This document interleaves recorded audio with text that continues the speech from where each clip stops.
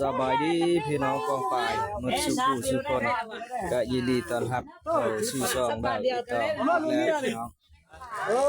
มาเบิ่งในการแห่เคยพี่น้องงานดองอยู่บ้านเฮานี่เพิ่นยังกำลังกะเกียมแห่เคยไปเฮือนเจ้าสาวพี่น้องฝากติดตามเด้อพี่น้องเด้อนี่แหละเคย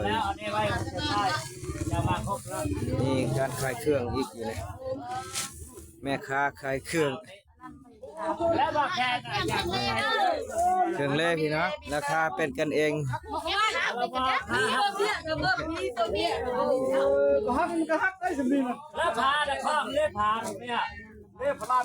อันนี้แม่ลาบมาดิพี่น้องอันนั้นก็แม่น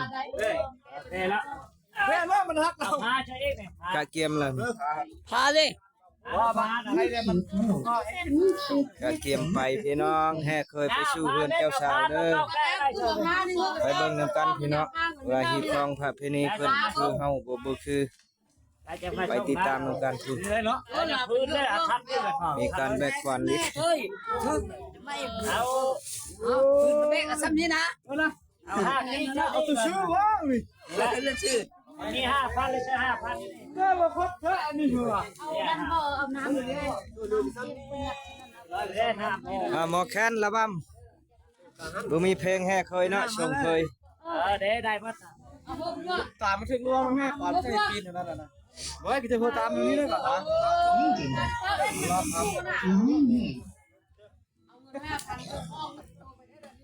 อันนี้เช่าจะเข้าตัวลุงตาบ้านเต้าไปทางหน้านี่มันร้อนชนบ้านเลยเอาควันก็เลือกเสื้อหมอลำด้วยพี่น้องนี่หมอลำประจำบ้านด้วยนี่ดูเครื่องไม้เพิ่นเลือกซื้อเครื่องกันหนาวพี่น้องยามหนาวฤดูหนาวมาฮอดแล้วปิ่นมาบ่ดูคืออยู่พ่อเองระบบเก็บโอ้ยงามตัวเองมันบ่ถ่ายเอาเอ๊ะค่ะเจ้าเดี๋ยวพวกแก้วนี่ไปจะต้องมาต่อแล้วนางตายนั่นนั่นส่งนี่เลยครับว่าเนาะเฮ้ยมีแล้วมันตำแก้อยู่ได้นะนี่ไม้เดี๋ยวจะไปเอาไปเมื่อเราป่ะเขาจะเจ้าเรายิ่งเขาต่อต่อกินไม่ยากนะข้องเขาน่ะคุณพี่น้องเข้ามาโฮมดอกเบิ่งในการมีใช้ให้ก่อนอยู่เพิ่นเริ่มคนเตรียมไปดูอีได้อันนนหม้อได้ไม่หรอกหม้อได้ยิงฮะแล้วผมมีบ้อมามีบ่มีบ้าหม้อดอกต้านแล้วนี่เลือดไฟอันนี้ก็ผ่านเสร็จแล้วค่ะรอจนลำพูนนี่แล้วมีก็ครับผมเยอะไปเนี่ยเสียบติ๊กมันได้เลย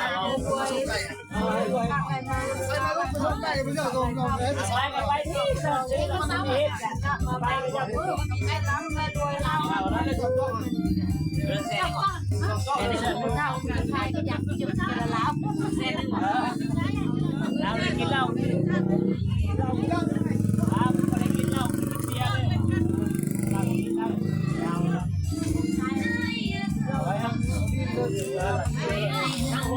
จงลืมน้องสาวอดีตสองเราได้รู้เรื่องตามการเวลาไม่ได้บ่สมทำมาอายอยากเย็นห่วงไปพี่น้องบัดนี้เริ่มไปแล้วแค่เคยไปสู่เฮือนเจ้าสาวพี่น้องลีกินจากบ้านสวรรค์เป็นอาศัยต้อ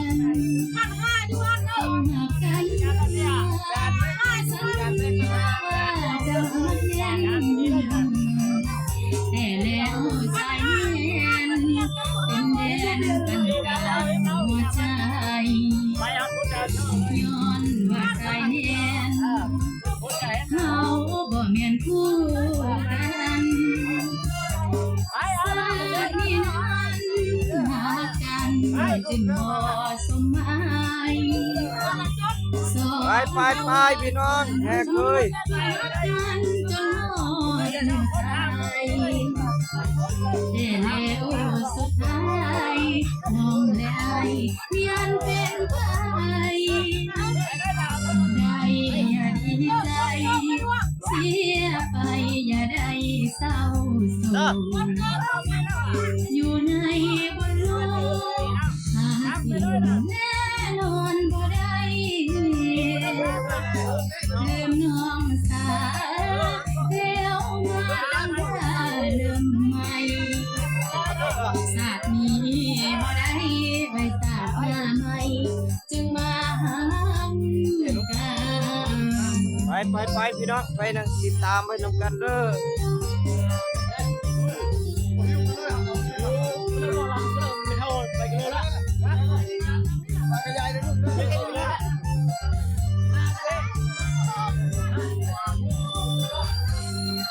ต้องทำหมดละมันมัวหลายแนวเลยร้านในร้านก็ชื่อมันกั้งเลยไปจุ่มเลยแหละ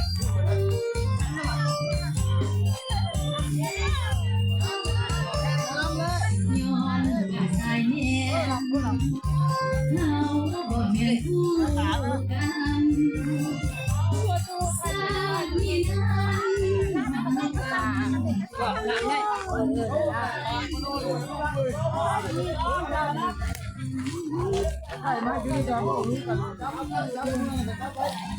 ไปพี่น้องพี่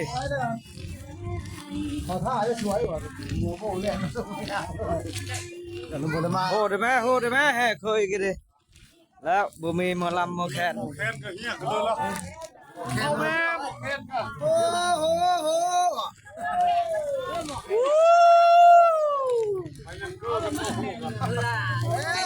โอ้เป็นพี่แล้วมันถึงหูไว้ เคยมาแล้วเด้อเคยมาแล้วเด้อ มันเป็นล่ามกันแล้วล่ะ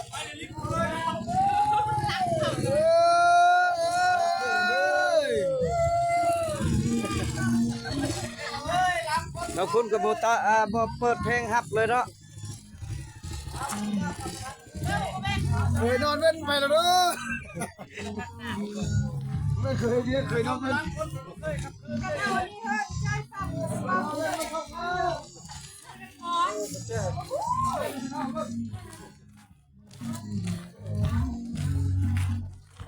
รถมันแล่นเข้ามาพี่เนี่ย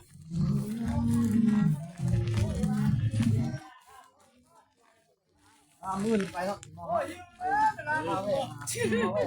จ้างแล้วเป็นเท้าไป ราคาดีครับแต่สวัสดีเนาะ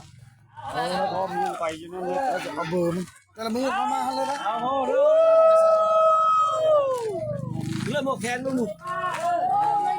ป้าเริ่มแขนลูก แป้งแคนกันได้ แขนกันยังยอกยังแค่แล้วมามันเข้า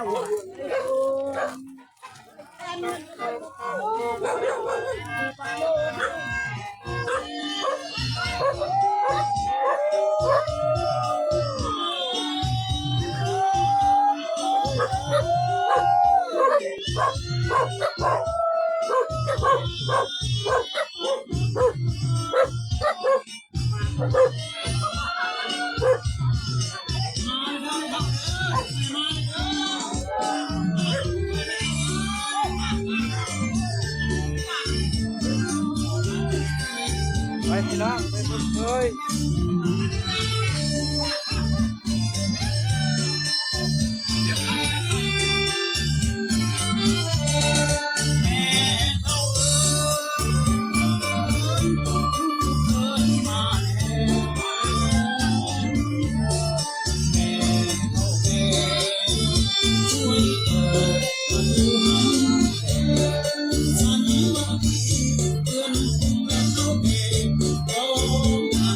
เ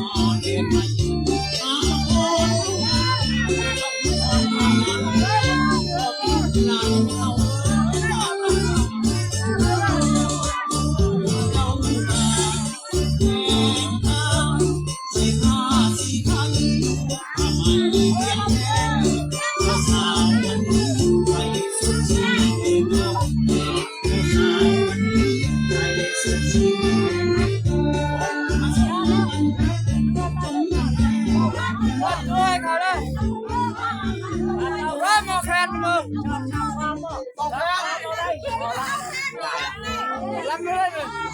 เอาเลยคนละครเอาอะไรบ้างครับเอาเลยแค่แล้วก็รับได้เนาะโอ้ยได้แล้วสำเร็จโอ้ยเดินนำพ่อแม่ได้ยายนี่เนาะอารุยเดินนำตาหน้ากูความเดือดร้อน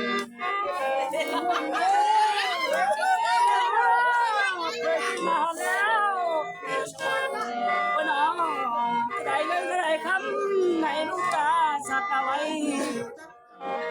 ก็ได้ไหมให้เศร้าเคยแด่พ่อแม่ลูกตา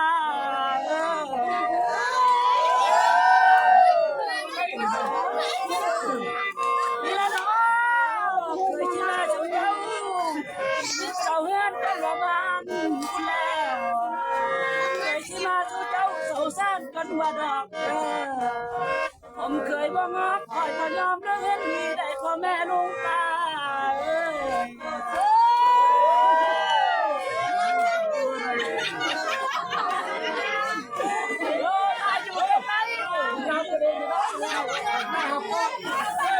ลำเอาเคยขึ้นเฮือนพี่น้องลำเอาเคยขึ้นเฮือนได้เฮ็ดตามฮิตของพระตัวนี้พี่น้องเพราะว่าบ่เฮ็ดก็บ่ได้ถ้าบ่เฮ็ดเพิ่นบ่ให้ขึ้นเฮือนพี่น้องถ้าบ่ลำนี่บ่ได้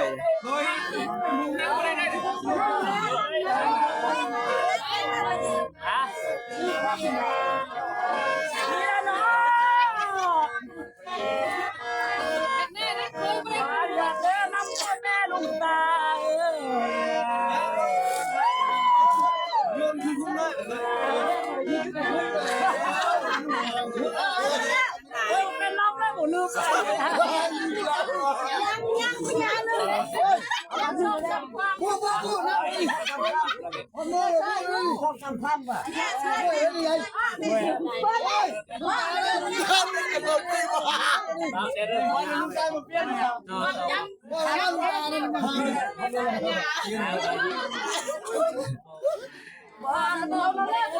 ลำหมดพญาลำเลยพี่น้อง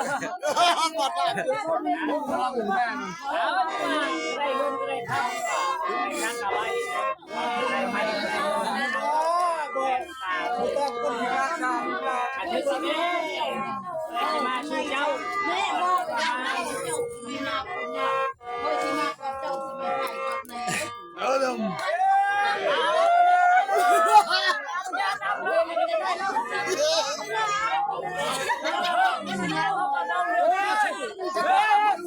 กูได้ได้อารมณ์เราอะไรเราเป็นล้ำจะว่าเป็นล้ำจ้าเพื่อจ้าเพื่อได้มาออกมาวางตาเลยแหละ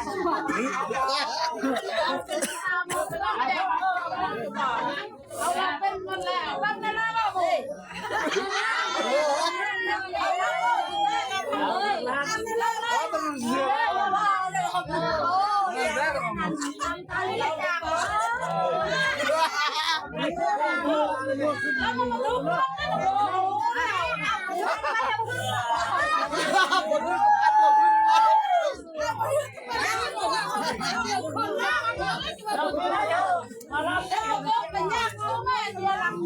เอาได้นะไอ้กูบ้าไม่ทำคนทำแล้วลำกันนะเอาแล้วอะไรมาเป็นไรมาแข่งมา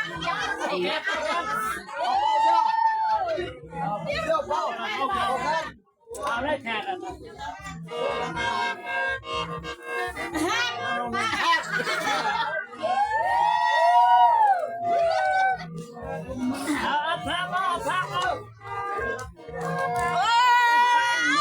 คันใครมาแล้วนะเคยมาแล้วได้ใครประตูรองเอาสร้างใครประตูกว้างเอาเคยเนอะ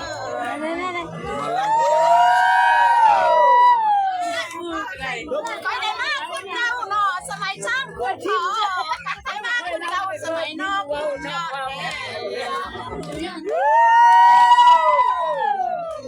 ทำไมค่อยได้มากคุณเจ้าสมัยไปก็ไม่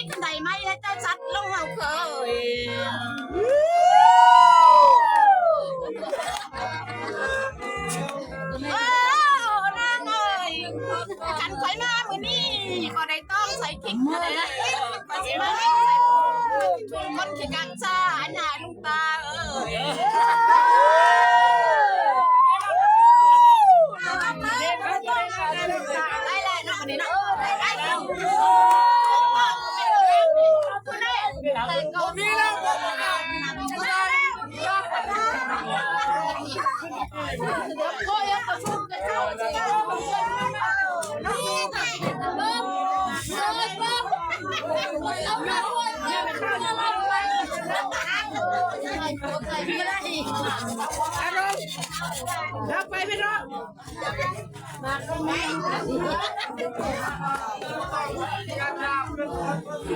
กินเบียร์น้ำดังเด้อพี่น้องยกเส้นมาเป็นป่ะ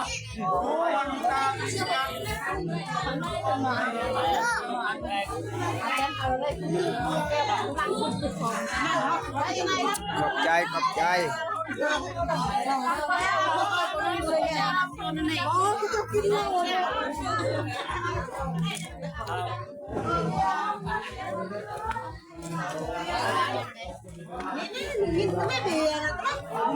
ขึ้นเฮือนพี่น้องเอาเคยขึ้นเฮือนมืดแท้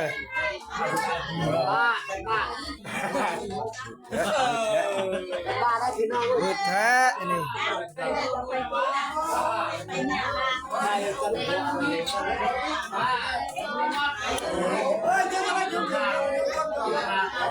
เย้กระเทียมเบียร์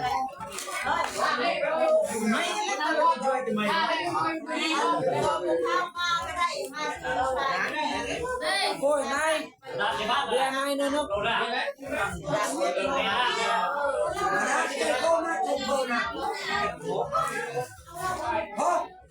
อยู่ของพวกนี้เขาเองเขาทำแล้วนะเขาทำงานก็ตื่นที่มาและเพื่อที่จะเจอมันจะไปยิง